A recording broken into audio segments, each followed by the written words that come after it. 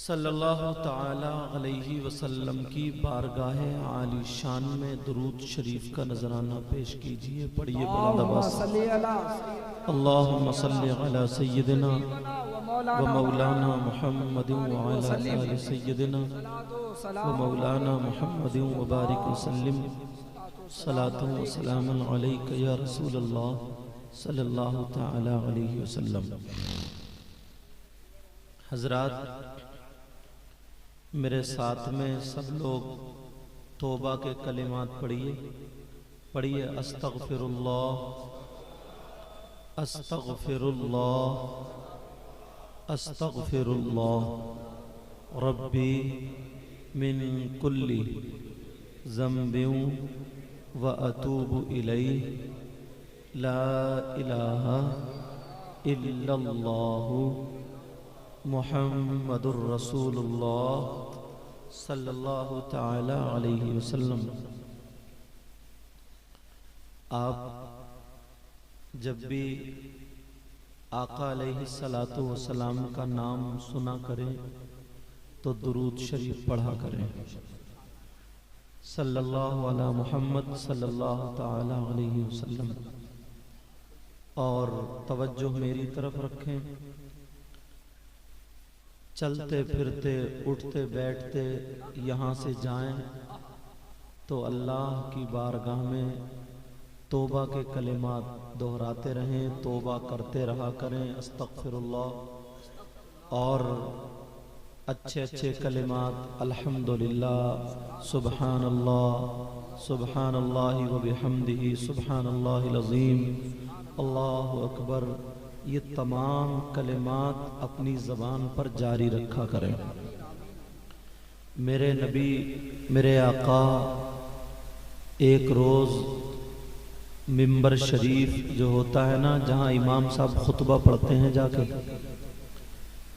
ممبر شریف پہ چڑھ رہے تھے تو پہلی سیڑھی پہ قدم رکھا، آقا بولے آمین. دوسری سیڑھی پہ قدم رکھا، پھر آقا بولے آمین. تیسری سیڑھی پہ قدم رکھا، پھر آقا بولے آمین. صحابہ کے دل میں یہ بات، آقا نے آج تک ایسا نہیں کیا جیسے آج کیا. لیکن صحابہ پوچھ لیا کرتے تھے، اگر ان کی بگڑی ہوتی یا الجھن میں ہوتے، پریشانی ہوتی، سب کچھ میرے آقا کی چوکھٹ سے ان کا حل ہوتا تھا. ان کا مسئلہ آقا کی چوکھٹ سے ہوتا تھا. پوچھ لیا آقا، آج ہم نے پہلی مرتبہ دیکھا ممبر شریف پہ چڑھ رہے تھے تو آپ آمین کیوں کہہ رہے تھے؟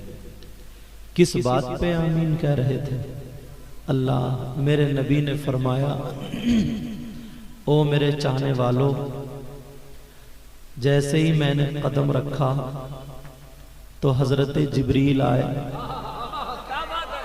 اور حضرت جبریل کہہ رہے تھے، اگر جو رمضان المبارک کا مہینہ پائے اور اس کی کثرت عبادت سے وہ جنت حاصل نہ کرے، اس کی ناک خاک آلود ہو، وہ ہلاک ہو، تو میں اس پہ آمین کہہ رہا تھا.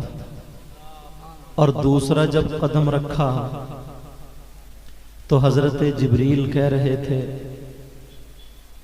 اگر جو بندہ اپنے ماں باپ کو پائے اور وہ ان کی خدمت کر کے جنت حاصل نہ کرے، وہ بھی تباہ و ہلاک و برباد ہو. تو میں اس پر آمین کہہ رہا تھا. تیسرا وہ بندہ جو میرا نام سنے اور وہ درود شریف نہ پڑھے تو اس کی بھی ناک خاک آلود ہو، تو میں آمین کہہ رہا تھا. پیارو، اس لیے جب بھی آقا کا نام آیا کرے تو آمین کہا کرو. یہ ممبر شریف پر بڑے بڑے علماء جلوہ گر ہیں. آپ دیکھ رہے ہیں عالم نبیل فاضل جلیل حضرت علامہ و مولانا مدثر مصباحی صاحب ہاں، اور جس نے اشرفیہ کی دال کھائی ہو انہی میں سے میں بھی ہوں، یہ فقیر بھی ہے بہرحال۔ اور پھر جسے پڑھنے کے لیے اشرفیہ جیسا مدرسہ ملا ہو اور سدھرنے کے لیے مجاہد ملت کا در ہو، تو پھر اس کا جواب کہاں سے لاؤ گے؟ اور یہ دیکھ رہے ہیں آپ جو شاہکار ترنم شاعر اسلام مدعی خیر الانام شاہ نواز صاحب، انہوں نے سرکار مجاہد ملت کے در کے ٹکڑے بھی کھائے ہیں، وہیں سے انہوں نے پیٹ بھی بھرا ہے اور علم سے انہوں نے اپنا سینہ بھی بھرا ہے، سمجھے؟ اور انشاءاللہ زندگی بھر یہ صدقہ کھاتے رہیں گے، تو کسی اور صدقے کی ضرورت نہیں ہے۔ یہ مجاہد ملت، اور آپ لوگ بھی کم نہیں ہو یار۔ ایک بات بتاؤں، تم تو انسان ہو، پھر وہ بھی اشرف المخلوقات۔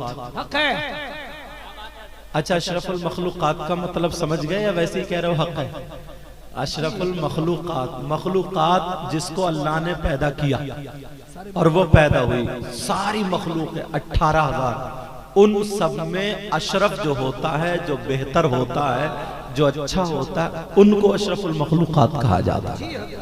اب مزہ آیا نا سمجھ میں؟ تو ویسے ہی تم لوگ تمام مخلوق میں بہتر ہو۔ سبحان اللہ۔ میں اس کی بات کر رہا ہوں، کتا بھی ایک اللہ کی مخلوق میں سے ہی ہے۔ اگر کسی کے گھر پہ نا کتا بھی 2-4 مرتبہ آ کے بیچارہ دروازے پہ بیٹھ جائے، ایک دن گھر والا دیکھے، 2 دن دیکھے، 1 مہینہ دیکھے، گھر کی عورتیں نکل کے آئیں، کسی نے جھوٹن ڈال دی، کسی نے روٹی کا ٹکڑا ڈال دیا، بچے نکل کے گئے، تب بھی دم ہلاتا رہا، سمجھ میں آ گئی؟ 1 مہینہ تک اگر وہ ایسے ہی بیٹھا رہا، تو اب اگر کوئی پتھر مارے نا تو گھر کے مالک کو غصہ آ جاتا ہے، اور یہ کہتا ہے کہ دیکھو کیوں مار رہا ہو، یہ تمہارا کیا بگاڑ رہا ہے؟ اسے پیار آ جاتا ہے۔ جب باہر کو آتا کتا دیکھتا تو اپنی بیوی سے کہتا، سن رہی ہو وہ جو روٹی بچی ہوئی ہے نا، وہ اس کتے کو ڈال دو۔ تم مجاہد ملت کے دیار میں رہتے ہو، اگر تمہیں ان کے در کا صدقہ مل گیا نا تو بیڑا پار ہو جائے گا۔ سبحان اللہ۔ تو تم لوگ بھی کم خوش قسمت نہیں ہو، سمجھ رہے؟ مگر معاملہ یہ ہوتا ہے، کہہ دینا یہ بات مناسب ہے، کچھ لوگ جو ہے نا مانگتے تو ہیں، مگر وہ انہیں مانگنے کا ڈھنگ نہیں۔ مسجدوں میں بھی اگر تم جاتے ہو دعائیں کرنے والے، یا اللہ مجھے میرے بیوی بچوں کو ٹھیک کر دے، پھر بھی انگلیاں چٹکا رہا، اے اللہ تو مجھے میرے کاروبار میں ترقی دے دے، اور مسجد کے پنکھے گن رہا۔ یہ کوئی مانگنے کا ڈھنگ ہے؟ جہاں پہ دعائیں مقبول ہوتی ہیں ان بارگاہوں میں سے ایک بارگاہ غریب نواز کی بھی ہے، مگر غریب نواز کے یہاں بڑا نام سنا کہ صاحب سب کچھ ملتا ہے۔ ایک اندھا چلا گیا، بولے آج آنکھیں لے کے آؤں گا۔ اندھا پورا سال مانگتا رہا، غریب نواز آنکھیں دے دو، آنکھیں دے دو، روشنی دے دو، روشنی مل جائے، روشنی مل جائے، صدقہ دے دو، صدقہ مانگتا رہا پورا سال، کچھ بھی نہیں ملا۔ دوسرے سال بھی مانگتا رہا، نہیں ملا۔ تیسرے سال بھی مانگتا رہا، ملا ہی نہیں۔ اندھا بگڑ گیا، بولے خالی مونی لوگ جھوٹ بولتے اور ایسا کرتے اور ویسا کرتے کہ سب کچھ دیار غریب نواز سے ملتا، 3 سال سے مجھے کچھ بھی نہیں مل رہا۔ اورنگزیب بھی اس سال گئے ہوئے تھے حاضری کے لیے، اندھا جو تھا کھڑا ہوا اعلان کر رہا تھا یہ مٹی کا ڈھیر ہے، یہاں سے کچھ نہیں ملتا۔ اب اگر سمجھ لو جو مولوی مولانا اللہ کے ولیوں کے مزار کو مٹی کا ڈھیر بتائے تو سمجھ لو وہ کون ہوگا، سمجھ وہ اندھا ہی ہوگا۔ اب وہ اندھا کہہ رہا مجھے کچھ نہیں ملتا، یہاں سے کچھ نہیں ملا، کسی کو کچھ نہیں ملتا، یہ مٹی کا ڈھیر۔ اورنگزیب پہنچ گئے، خادم سے بولے کون ہے، پکڑ اس کو۔ بولے کیا کہہ رہے ہو؟ بولے صاحب کہہ رہا ہوں 3 سال سے مانگ رہا ہوں، آنکھیں ہی نہیں ملی۔ اتنے میں اورنگزیب بھی آ گئے، بولے کچھ نہیں ملتا ہے۔ اورنگزیب کے خادم نے کہا جانتے ہو انہیں؟ تو بولے نہیں۔ تو یہ بولے اورنگزیب ہیں، اورنگزیب، تو ان کے مارے تو حالت خراب۔ ایسے ہی ہم اور آپ ہیں، اگر کوئی منتری آ جائے نا تو سب یوں کھڑے رہیں گے، کھانسیں گے بھی نہیں۔ اور اللہ کے گھر میں جو پوری دنیا کے بادشاہوں کا مالک ہے، اس کے یہاں عبادت کرنے جو ہے نیت باندھ، کوئی مچھر مار رہا، کوئی یوں کر رہا، یہ تو ہمارا ڈھنگ ہے یار۔ لیکن سنو، کہا جانتے ہو حالت خراب. کہا نہیں ملا؟ کہا نہیں ملا. تلوار نکالی، نکالنے کے بعد اس کے ہاتھ میں دے دی. کہا جانتے ہو اسے؟ بولے تلوار ہے. اس کی گردن پہ ہاتھ رکھا. بولے اسے جانتے ہو؟ بولے جی یہ گردن ہے. بولے اورنگزیب بولے اس کو رکھ لو، میں اندر جا رہا ہوں حاضری دینے کے لیے، جب تک تم مانگ لو. اگر تمہاری آنکھیں ٹھیک ہو گئی تو بچ گئے، اور آنکھیں ٹھیک نہیں ہوئی تو اسی تلوار سے تمہاری گردن کاٹوں گا. اب تو اس کی حالت خراب. اورنگزیب اندر گئے اور یہ جب غریب نواز کی چوکھٹ پہ گرا ہے، کہنے لگا سرکار بس آج بچا لو، آج بچا لو. اورنگزیب تو چھوڑیں گے نہیں، آج 2 منٹ کے لیے آنکھیں تھیں. اور جب اس نے گڑ گڑا کے مانگا ہے اور غریب نواز کا جب ہوا ہے کرم، آنکھوں میں روشنی آ گئی. سبحان اللہ، اللہ اکبر، یا رسول اللہ. اب وہ اندر سے نکل کے آئے. بولے کیا حال ہے؟ بولے سرکار بالکل ٹھیک ہوں. پوچھ لو کتنی ہے، پوچھ لو کتنی ہے، پوچھ لو کتنی. اب خود ہی کہہ رہا ہے ٹھیک ہوں. اورنگزیب بولے مجھے بھی معلوم تھا تو ٹھیک ہو جائے گا، مگر جانتا ہے پہلے تو اسی دربار سے 3 سال سے مانگتا رہا تو تجھے کچھ نہیں ملا، لیکن اسی دربار میں تجھے 3 منٹ میں سب کچھ مل گیا. پہلے مانگنے کا ڈھنگ اور تھا اور اب مانگنے کا ڈھنگ کچھ اور. سبحان اللہ، حق ہے، زندہ باد.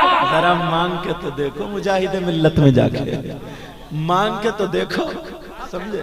مجاہد ملت میں تب پتہ چلے گا. بہرحال یہ علماء اللہ تعالیٰ سب کے علم و عمل میں برکتیں عطا فرمائے، اور ہمارے نقیب اجلاس پیکر محبت اخلاص اتنی حسن و خوبصورتی کے ساتھ یہ بزم کو چلاتے ہیں، پروگرام کو چلاتے ہیں. مطلب یہ چاہتے ہیں کہ جس پروگرام کی باغ ڈور میرے ہاتھ میں ہو تو ایک بندہ بھی ادھر سے ادھر نہ ہو. اللہ تعالیٰ ان کو جزائے خیر عطا فرمائے.